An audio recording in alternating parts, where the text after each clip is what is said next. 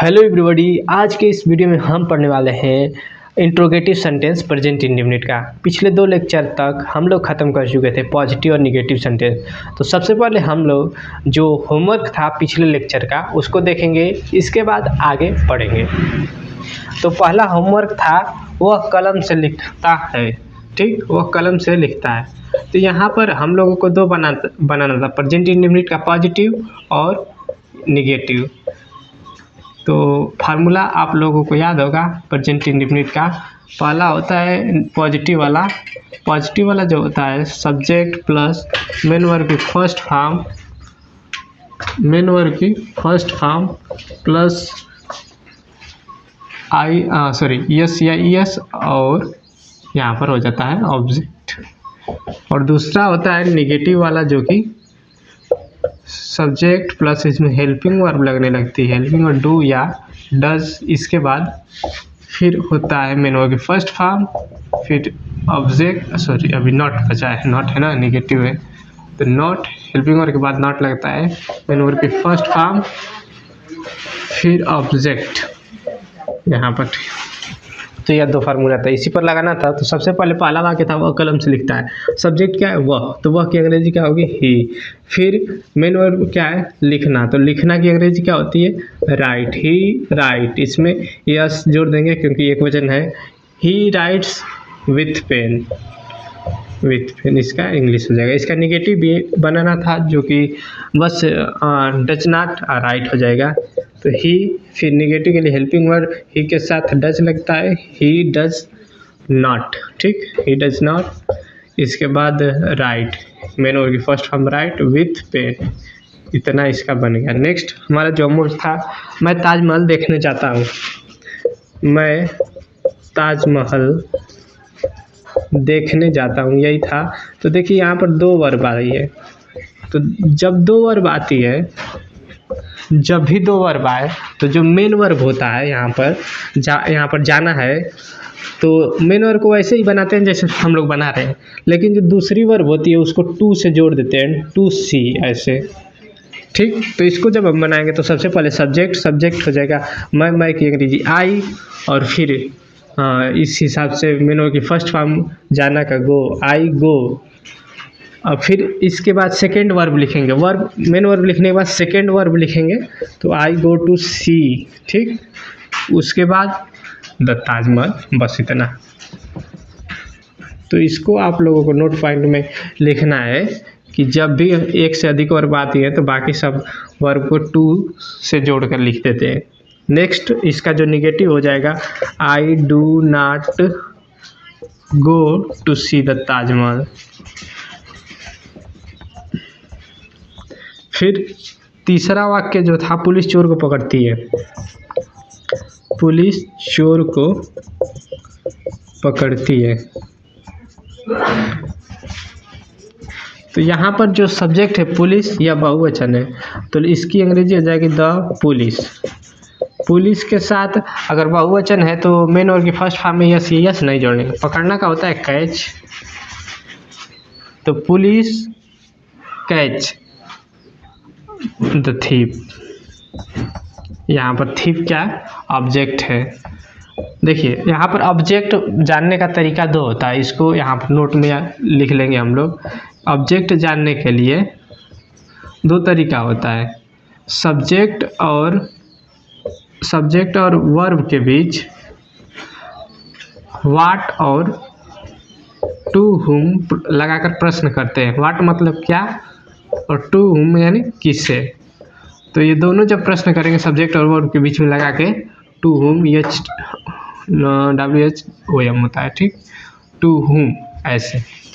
तब यहाँ पर अगर हम देखते हैं पुलिस चोर को पकड़ती है, तो पुलिस और पकड़ने के बीच अगर लगाएं पुलिस क्या पकड़ती है या पुलिस किसे पकड़ती है, दोनों लगा के देखेंगे तो मिल जाता है चोर, ठीक, या चोर को पकड़ती है, ठीक। पुलिस चोर को पकड़ती है तो the police catch the thief ऐसे। इसका निगेटिव हो जाएगा द पुलिस, इसके बाद बहुवचन के साथ हेल्पिंग और क्या लगेगी, बहुवचन के साथ हेल्पिंग और डू, तब the police do not catch the thief, इसका यह बन जाएगा। एंड जो हमारा लास्ट था वह था वकील कोर्ट में केस लड़ता है।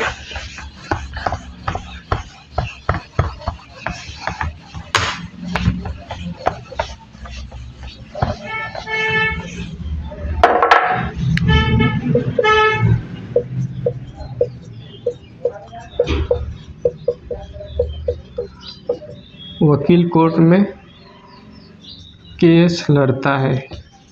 यहाँ पर भी आप लोग देखेंगे तो सब्जेक्ट है वकील और लड़ना यहाँ पर मेन वर्ब है और केस है ऑब्जेक्ट। क्या लड़ता है तो केस और या अदर की तरह यूज हुआ है। ठीक, या ऑब्जेक्ट है या अदर है।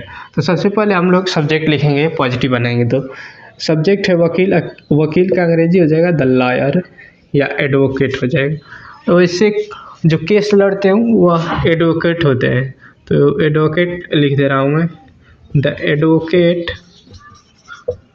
फिर लड़ना का अंग्रेजी क्या हो जाएगा, फाइट। तो एडवोकेट एक वचन है तो फाइट्स हो जाएगा। The advocate fights case in the court, ऐसे बन जाएगा। ठीक, ऐसे।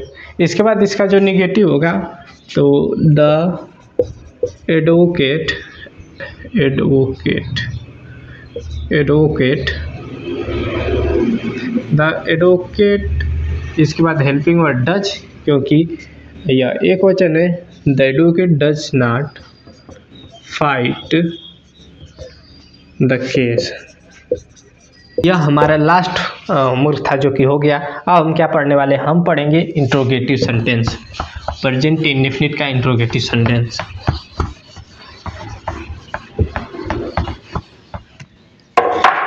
इंट्रोगेटिव में दो टाइप होता है, इंट्रोगेटिव सेंटेंस। ठीक, तो इंट्रोगेटिव के दो टाइप होते हैं। पहला होता है इसमें एस नो टाइप वाले, एस नो टाइप, यानी जिसका उत्तर हम बस यस या नो में दे सकते हैं। जैसे पूछूं मैं आर यू फाइन, तो आप कह सकते हैं यस या नो। आप क्या बच्चे हैं तो यस या नो कह सकते हैं। दूसरा होता है W H type, W H type. W H type में इसमें हम एस या नो में एस या नो में उत्तर नहीं दे सकते, आंसर नहीं दे सकते, क्योंकि ऐसे मैं पूछूं कि आप क्यों बीमार हैं तो इसका जवाब हाँ या ना नहीं होता है। इसका जवाब होगा कि कोई कारण होगा, तो कारण बताने के लिए यस या नो नहीं बता सकते। यस या नो टाइप में जो हिंदी के वाक्य होते हैं क्या से शुरुआत होते हैं, क्या से शुरू होते हैं। ठीक, दूसरा इसकी जो इंग्लिश में होता है हेल्पिंग वर्ब से शुरू होता है। हेल्पिंग वर्ब यहाँ पर डू या डज से शुरू होगा इंग्लिश, तो पहचानने का तरीका है। ठीक, एस नो टाइप को क्लोज इंडेड बोलते हैं, क्लोज इंडेड क्वेश्चन, मतलब थोड़े से बहुत ज़्यादा नहीं होता है, क्लोज छोटा होता है। ठीक, ऐसे क्लोज इंडेड क्वेश्चन यस या नो में ख़त्म हो जाता है। इसमें डब्ल्यू एस टाइप में बीच में, वाक्य के बीच में, वाक्य के बीच में यह शब्द आएगा, क्या, कब, क्यों, कैसे, यह सब ETC जो शब्द होते हैं वो बीच में आते हैं वाक्य के। ठीक, और इसकी अंग्रेजी जो होती है हम लोग WH वाली फैमिली से शुरू करते हैं। WH फैमिली में क्या क्या, यही इन्हीं की अंग्रेजी आ जाएगी जो कि है why, what and many other, जैसे हाउ, इन सभी से शुरू होती है, इन सभी वर्ड से, इन सभी वर्ड से शुरू होते हैं इंग्लिश जब बनाते हैं तब। तो इतना बेसिक जो इंट्रोडक्शन शब्द दोनों के बीच, इसको बोलते हैं open ended question, open ended question. ठीक, ओपन इंडेड क्वेश्चन क्यों बोलते हैं कि इसका जवाब अधिक बड़ा होता है इसलिए। तो नेक्स्ट हम अब डिटेल से इंट्रोगेटिव फर्स्ट पढ़ेंगे। इसको इंट्रोगेटिव फर्स्ट भी बोलेंगे हम लोग, इंट्रोगेटिव फर्स्ट, इसको दूसरा वाले को बोलेंगे इंट्रोगेटिव सेकंड। तो ये आपको याद रखना है। तो पहले हम लोग क्या ख़त्म करेंगे, इंट्रोगेटिव फर्स्ट, फिर इंट्रोगेटिव फर्स्ट प्लस निगेटिव, उसके बाद इंट्रोगेटिव सेकंड पे आएंगे। तो बिल्कुल आसान है सब, इतना आप लोगों को दिमाग में बनाए रखना है, समझ रखनी है इतनी।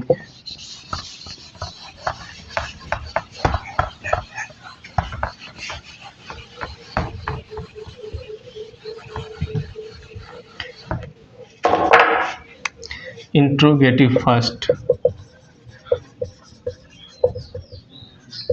इंट्रोगेटिव फर्स्ट में हमने क्या पढ़ा कि इसकी शुरुआत हेल्पिंग वर्ब से होगी, डू या डज यहाँ पर, ठीक। इसके बाद यस नो टाइप इसको बोलते हैं, yes no type interrogative first, ठीक। तो इंट्रोगेटिव फर्स्ट की शुरुआत किससे होगी? हेल्पिंग वर्ब से होती है, हेल्पिंग वर्ब से शुरू होता है।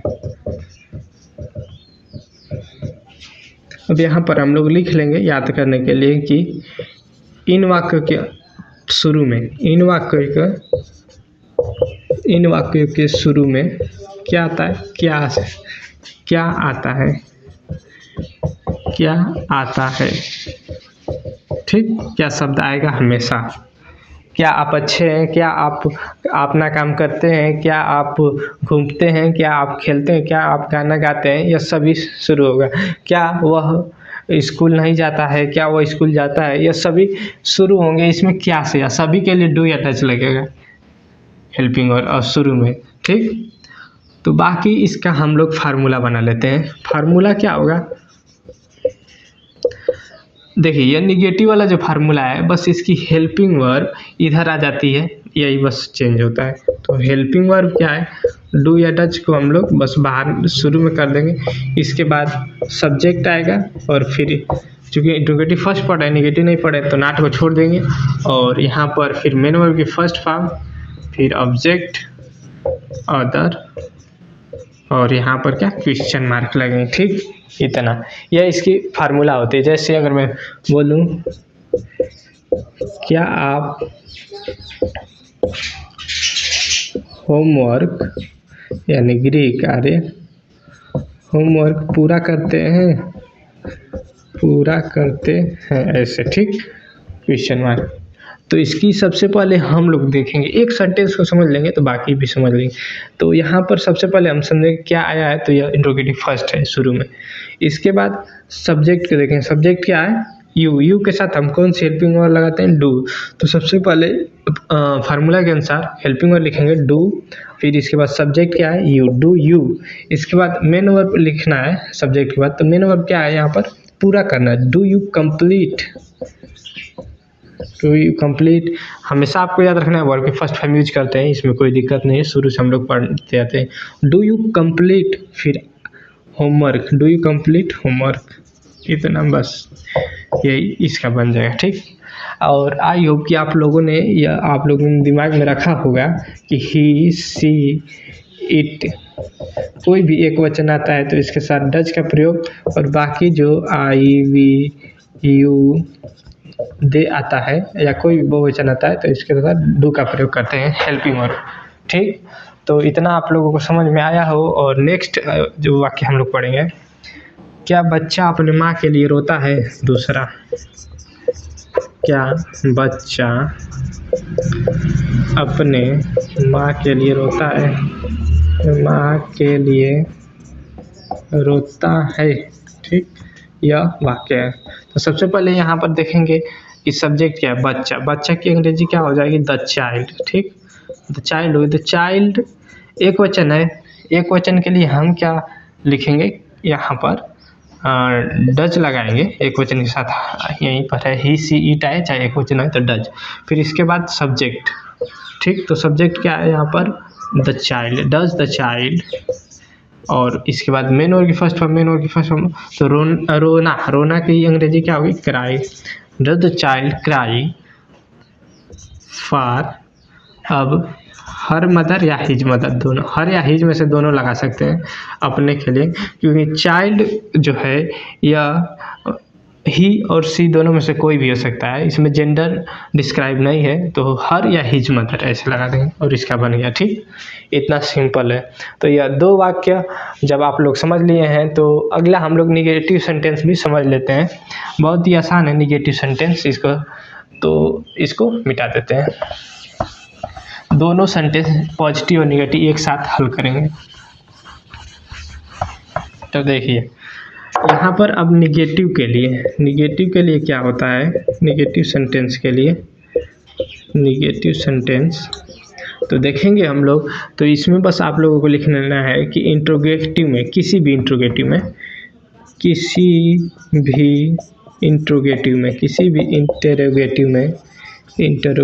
में सब्जेक्ट के बाद नॉट लगता है, नॉट लगता है। इसको आप लोगों को एकदम याद कर लेना है फिक्स। तो इसका फार्मूला भी आप लोग बना लेंगे खुद से ही कि इंट्रोगेटिव फर्स्ट, ठीक, इसको ऐसे डिनोट कर IN से इंट्रोगेटिव और फर्स्ट प्लस निगेटिव का जो फार्मूला बनेगा यह बन जाएगा, वही रहेगा सब ऊपर वाला, हेल्पिंग वर्ब डू या डज, ठीक, डू या डज। फिर इसके बाद क्या होगी, सब्जेक्ट होगी और यह फिक्स है, किसी भी इंट्रोगेटिव में सब्जेक्ट के बाद ही नॉट लगता है तो नॉट। फिर क्या, इसके बाद मेन वर्ब हमारा छूटा हुआ है तो मेन वर्ब की फर्स्ट फॉर्म हमेशा यूज करते हैं और फिर ऑब्जेक्ट और अदर और क्वेश्चन मार्क या सब आ सकता है, ठीक। तो आई होप कि दोनों जो इंट्रोगेटिव फर्स्ट है और इंट्रोगेटिव फर्स्ट प्लस निगेटिव का फार्मूला आप लोगों को समझ में आया हो और बिल्कुल दिक्कत नहीं है। तो अब इस पर हम लोग दोनों पर एक एक वाक्य, पहले इस पर एक वाक्य हल कर लेते हैं, फिर दोनों पर करेंगे, ठीक। तो अगर आ जाए वाक्य आ जाए ऐसे, क्या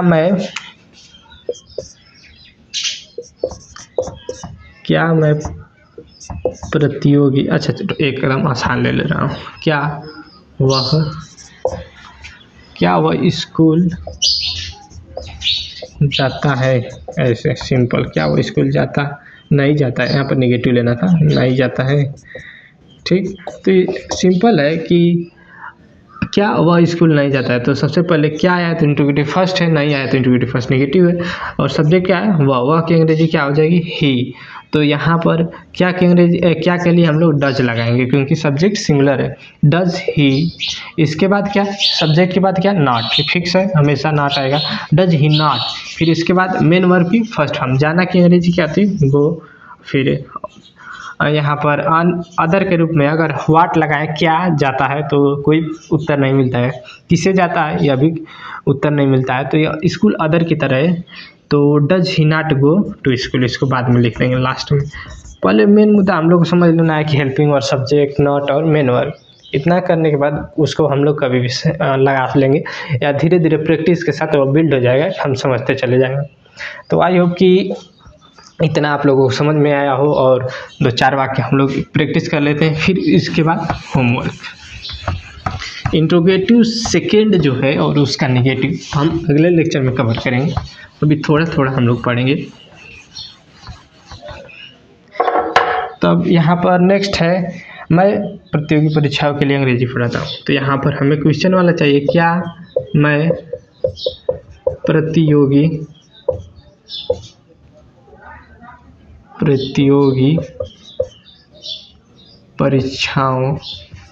परीक्षाओं के लिए अंग्रेजी पढ़ाता हूँ। देखिए यहाँ पर जो सब्जेक्ट है मैं है, तो मैं के हिसाब से हेल्पिंग वर्ब लग जाएगी डू।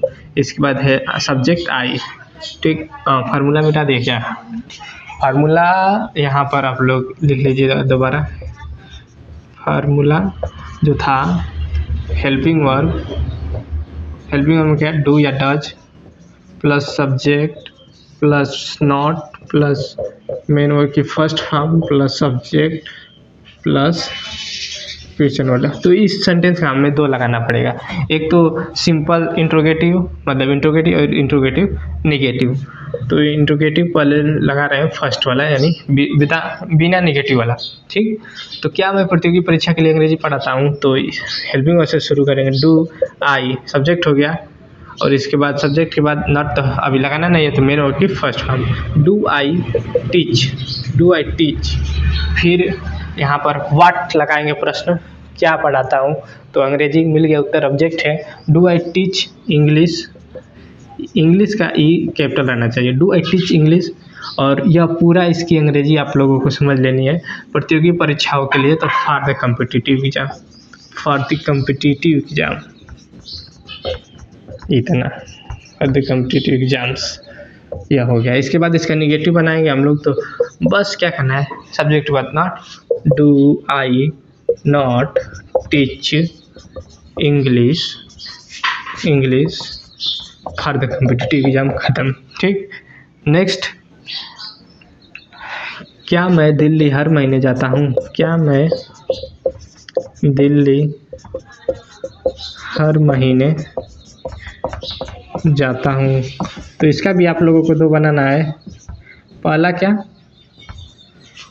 पहला आप लोगों को क्या, यही सिंपल है इसका निगेटिव। तो क्या मैं के साथ क्या, यहाँ पर बदल दे रहा हूँ सब्जेक्ट, क्या वह लड़का, क्या वह लड़का दिल्ली हर महीने जाता है। ठीक, जाता है। तो वह लड़का यहाँ पर सब्जेक्ट है तो एक वचन है, तो इसके लिए हम लोग डज हेल्पिंग वर्ब का प्रयोग करेंगे। फिर सब्जेक्ट वह लड़का पूरा है, तो जब दो शब्द आ जाए तो वह लड़का, तो ही बॉय नहीं लिख सकते, हम लोग लिखते हैं that boy, does that boy. इसको आप लोग समझ लीजिएगा, बाकी कोई दिक्कत नहीं है। Does that boy. इसके बाद मेन वर्ब की फर्स्ट फॉर्म क्या है, जाना। तो जाना की अंग्रेजी गो, और कहाँ, यहाँ पर व्हाट, क्या जाता है तो नहीं मिल रहा है, किससे जाता है यह भी नहीं मिला है। लेकिन अदर की तरह दिल्ली है तो पहले हम लोग दिल्ली लिखेंगे। Does that boy go to Delhi, जैसे गो टू स्कूल लिखते हैं, गो टू दिल्ली। और every month, every month, every month ऐसे बन जाएगा। फिर इसका जो निगेटिव होगा बस सब्जेक्ट के बाद ना, does that boy not go to Delhi every month, इतना सिंपल। ठीक, ऐसे। तो आई होप कि आप लोग अब इसका इंट्रोगेटिव का फर्स्ट का और इंट्रोगेटिव फर्स्ट प्लस निगेटिव का जो सेंटेंसेज होंगे उसको आप बना लेंगे। तो अब आप लोगों को होमवर्क में 1 का 4 बना के लाना है। पहला पॉजिटिव, दूसरा निगेटिव, और तीसरा इंट्रोगेटिव, और चौथा इंट्रोगेटिव फर्स्ट प्लस मतलब इंट्रोगेटिव प्लस निगेटिव, ऐसे। तो एक वाक्य मैं करा दे रहा हूँ यहाँ पर, हाँ इसको मिटा दे रहा हूँ।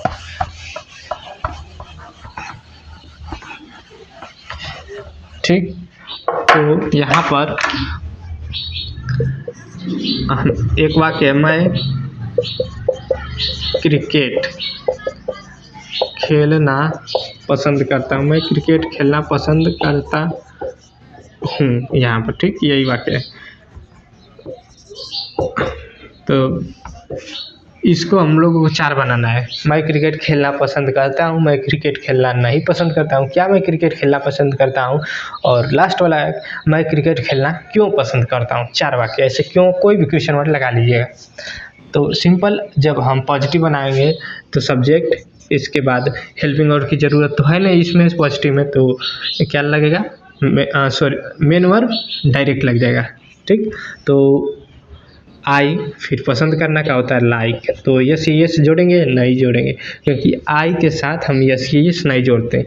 आई है तो सिंगुलर लेकिन प्लूरल की तरह ट्रीट किया जाता है, आई लाइक।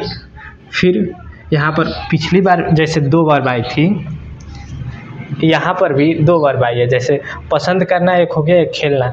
तो वहाँ पर क्या था कि मेन वर्ब लिखने के बाद इसको टू से जोड़ देना है। तो I like to play cricket. ठीक, अब इसका हमें बनाना है निगेटिव। तो आई, इसके बाद आई के साथ क्या हेल्पिंग वर्ब लगेगी, आई डू नॉट। देख लीजिए यहाँ पर निगेटिव का हेल्पिंग वर्ब है आई डू नॉट। इसके बाद मेन वर्ब की फर्स्ट फॉर्म, तो आई डू नॉट लाइक। फिर यही रहेगा टू प्ले जो दूसरी वर्ब है, इसी तरह I do not like to play cricket. Next जो हो जाएगा, अब इंट्रोगेटिव, क्या मैं क्रिकेट खेलता हूँ। तो जब यहाँ पर क्या लग जाएगा तो हेल्पिंग वर्ब से शुरुआत होगी। तो मैं के साथ हेल्पिंग वर्ब क्या लगेगा, डू आई। इसके बाद main verb do I like, main verb क्या है, like. Do I like to play cricket, सब वही रहेगा, फार्मूला सेम ही है, थोड़ा थोड़ा बस चेंज है। Do I like to play cricket, बस इतना। फिर इसका नेगेटिव जो होगा वो सब्जेक्ट बदलना, do I not like to play cricket, do I not like to play cricket, ठीक ऐसे। तो ऐसे आप लोगों को एक वाक्य 4 वाक्य बनाकर लाना है। तो अब होमवर्क मैं आप लोगों को 4 दे रहा हूँ, 4 को 16 आप लोगों को बनाकर लाना है।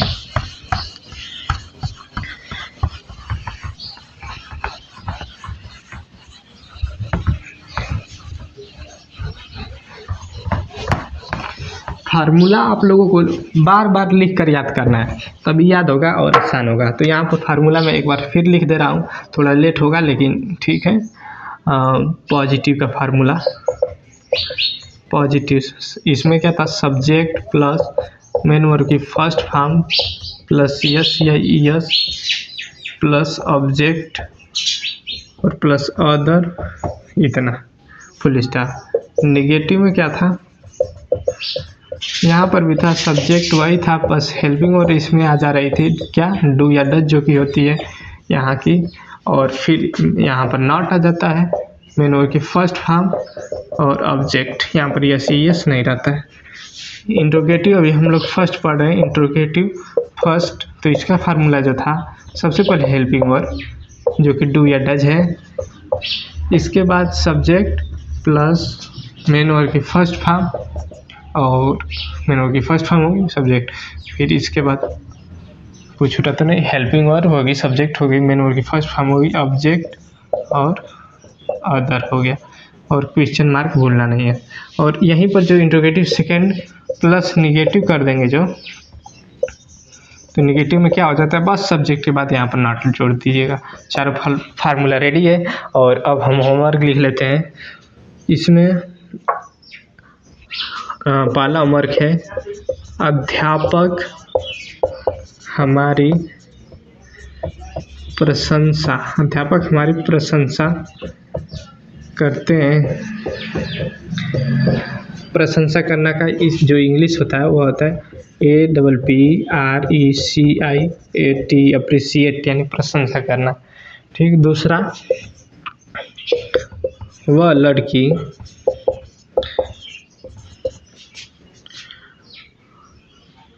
आठ घंटे पढ़ाई करती है, वो लड़की 8 घंटे अपने घर पढ़ाई करती है, या वो लड़की अपने घर 8 घंटे पढ़ाई करती है, पढ़ाई करती है। तीसरा, मेरे पिताजी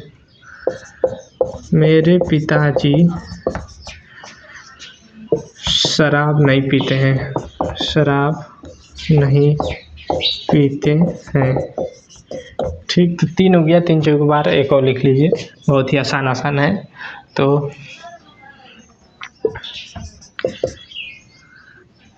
मेरे दोस्त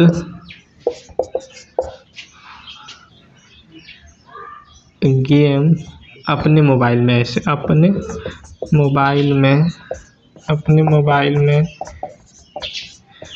गेम खेलते हैं, गेम्स है, ठीक है, खेलते हैं। तो इसका 4 चौक 16 वो आप लोगों को बनाकर लाना है टेंस। तो आई होप कि यह वीडियो इंट्रोगेटिव फर्स्ट और इंट्रोगेटिव फर्स्ट प्लस निगेटिव आप लोगों को समझ में आ गया होगा। नेक्स्ट वीडियो में हम पढ़ने वाले हैं इंट्रोगेटिव सेकंड प्लस निगेटिव। तो आप होमवर्क जरूर से करें और जितना हो सके उतना प्रैक्टिस करें। और अगर प्रेजेंट इंडेफिनिट पूरा ख़त्म हो जाता है तो इसके बाद प्रैक्टिस वीडियो मैं लाऊंगा। Thank you.